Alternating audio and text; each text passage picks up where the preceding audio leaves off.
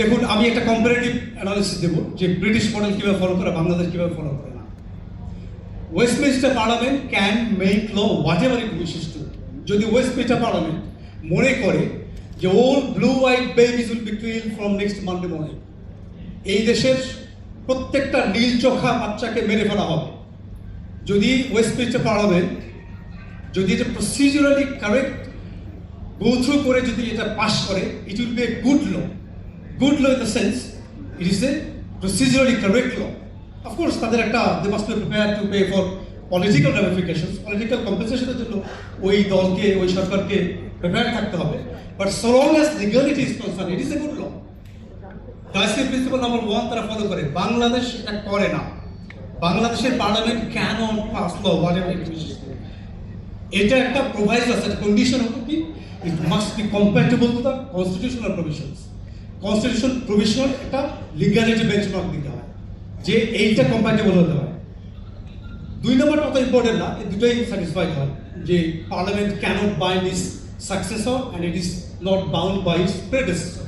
এটা বাংলাদেশে very much follow করা হয়, বা শর্ত 3টা প্রিন্সিপাল স্যাটিসফাইড হতে হবে। থার্ড, এটা একটা ইম্পর্টেন্ট, সেটা হচ্ছে যে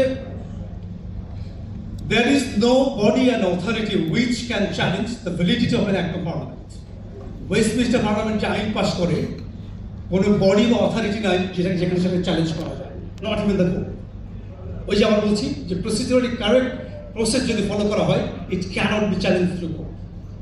বাংলাদেশে পার্লামেন্ট যে আইন প্রণয়ন করে, এটা চ্যালেঞ্জ করা যায় না কোর্টে, তাহলে এই কন্ডিশন তো ফেল করে। এই জন্য বলছি, বাংলাদেশে যেটা বলা হচ্ছে সংসদে, যে ট্রেজারি বেঞ্চ থেকে, যে বাংলাদেশের সংসদ সার্বভৌম, ডিফেক্টিভ, ফ্লড অ্যান্ড লিগ্যাল রং। আরেকটা হচ্ছে সংস্কার এবং অ্যামেন্ডমেন্টের প্রশ্ন। দেখুন, বিএনপি যে 31 পয়েন্টস তারা যে সবসময় রেফার করে, 31 দফা বলে, ওখানে 2টো দফা আছে, অনেকগুলো আছে, 2টো দফা কথা বলবো যেটা বেসিক স্ট্রাকচারকে ডিরেক্টলি অ্যাফেক্ট করে।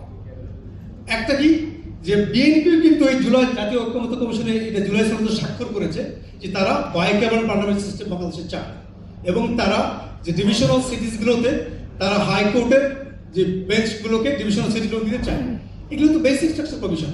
তো আপনি যদি সংশোধনীর মাধ্যমে এটা আনতে পারবেন না। তো যদি বেসিক স্ট্রাকচারকে ডিরেক্টলি অ্যাফেক্ট করে, তাহলে আপনার একমাত্র পদ্ধতি হচ্ছে এটা সংবিধান সংস্কার পরিষদের মাধ্যমে করতে হবে।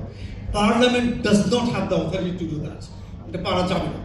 তাহলে আপনি 31 পয়েন্টসের কথা বলে আপনি পলিটিক্যাল গিমিক করছেন, বলছেন যে আমরা 31 দফা আছে, জুলাই জাতীয় ঐক্যমত্য কমিশনে আপনি সিগনেচার করেছেন, তাহলে এগুলো তো আপনার মিথ্যাচার করেছেন।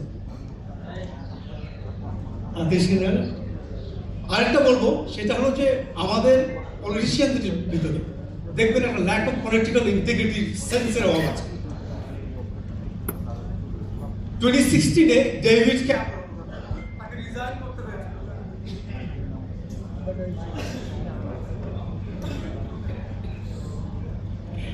ক্যামেরন যে ব্রিটিশ প্রাইম মিনিস্টার, উনি 2016-এ রিজাইন করেছিলেন, কারণ তিনি রিমেইনের পক্ষে ছিলেন, যে ব্রিটেন ইউরোপিয়ান ইউনিয়নের সাথে থাকবে। যখন ব্রিটিশ পিপল এই রায় দিল যে না, we want to come out of European Union, তিনি এই রায়কে মেনে নিয়ে তিনি রেজিগনেশন অফার করলেন উইদাউট এনি পলিটিক্যাল প্রেশার। তো দেখুন তাদের সেন্স অফ ইন্টিগ্রিটি কোথায়।